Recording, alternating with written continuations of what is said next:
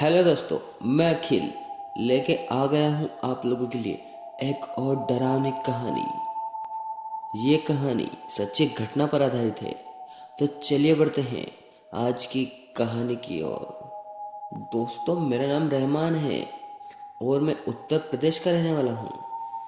आज मैं आपको मेरे दोस्त के साथ घटी एक सच्ची घटना पेश करने जा रहा हूँ। मेरे मित्र का नाम वसीम है और हम बचपन से ही बहुत अच्छे दोस्त हैं और हमारी हर एक बात एक दूसरे से शेयर करते हैं।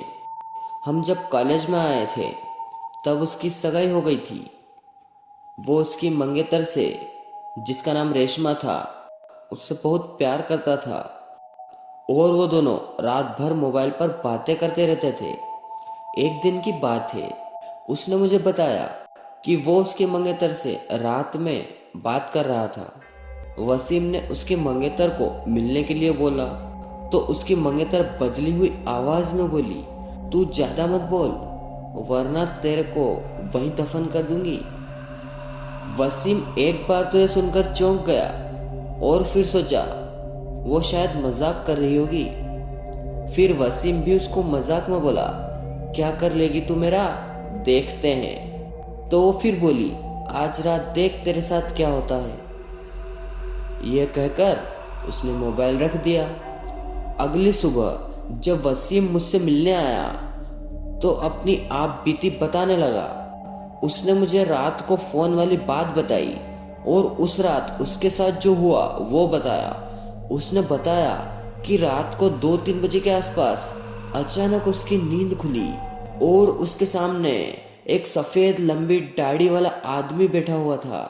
वो बोलने लगा, ले आ गया मैं, अब देख तेरे साथ क्या होता है। उसने वसीम के गले को पकड़ लिया। ऊपर मेरी सांसें रुक गई। वसीम ने उसी वक्त अल्लाह का नाम लेते हुए नमाज पढ़ना शुरू कर दिया और वो उसके सामने से गायब हो गया। मुझे उसकी बात सुनकर बड़ा अचंभा हुआ कि ऐसा कैसे हो सकता है।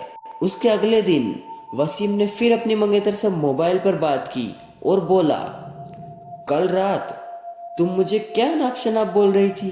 उसकी मंगेतर ने कहा, ऐसा कैसे हो सकता है जबकि कल तो मैंने फोन ही नहीं किया था। ये सुनकर वसीम के तो रोंगटे खड़े हो गए और उसने तुरंत फोन काट दिया। उसी वक्त वसीम ने मुझे फोन किया कि उसकी मंगेतर की तबीयत खराब है और कल उसके घर पर चलना है। अगले दिन हम दोनों तैयार होकर वसीम की मंगेतर के घर गए। वहां हमने दरवाजा खटखटाया तो उसकी मंगेतर सामने खड़ी थी और बदली हुई आदमी की आवाज में बोली, तू फिर आ गया। तूने अगर अंदर कदम रखा तो यहीं पर तेरा जनाजा निकाल दूंगा। वसीम बोला कि ये क्या बोल रही है तू। वसीम आगे था और जैसे ही उसने घर में कदम रखा उसके मंगेतर ने दीवार पर टंगी तस्वीर उतार कर वसीम के सर पर दे मारी। उसके सर से खून बहने लगा। वसीम के ससुर और सालों ने उसकी मंगेतर को पकड़कर बिठाया। फिर उसके सालों ने वसीम के सिर पर पट्टी बांधी। रेशमा के दादाजी ने बताया कि रेशमा को जिन्न का साया लग गया है। इस पर वसीम के ससुर ने उन्हें अपना मुंह बंद रखने को कहा। थोड़ी देर रुककर हम वहां से सीधे अस्पताल जाकर ढंग से पट्टी करवाई। उसके अगले ही दिन मुझे वसीम का फोन आया कि रेशमा की तबीयत बहुत खराब है और वो अस्पताल में भर्ती है। वसीम ने बाइक निकाली और हम दोनों जल्दी अस्पताल पहुंचे। वहां पर पहुंचते ही हमने डॉक्टर से रेशमा की हालत पूछी तो उसने बताया कि उसकी हालत बहुत नाजुक है, कोई असली बीमारी का पता नहीं चल पा रहा है और उसके घर वालों को डॉक्टर ने रेशमा को घर ले जाने को कहा।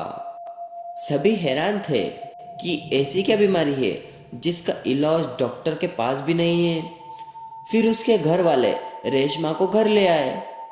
रेशमा ने वसीम को बुलाया और कहा कि मैं अब ज़्यादा दिन जिंदा नहीं रह पाऊंगी और तुम किसी अच्छी लड़की से शादी कर लेना।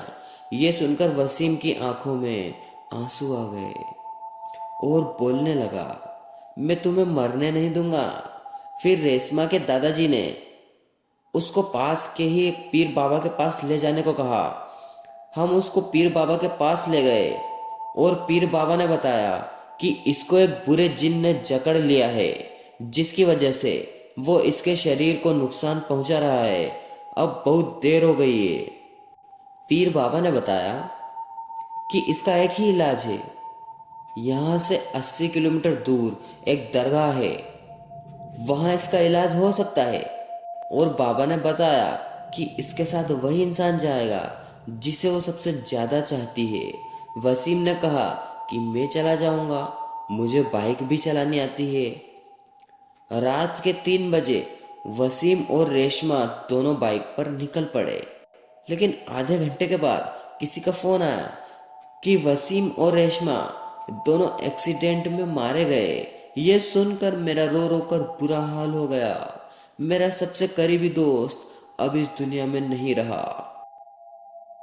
तो दोस्तों, आपको ये कहानी कैसी लगी कमेंट में ज़रूर बताएं। साथ ही वीडियो को लाइक और चैनल को सब्सक्राइब जरूर कर दें और वीडियो को अपने दोस्तों में शेयर जरूर करें।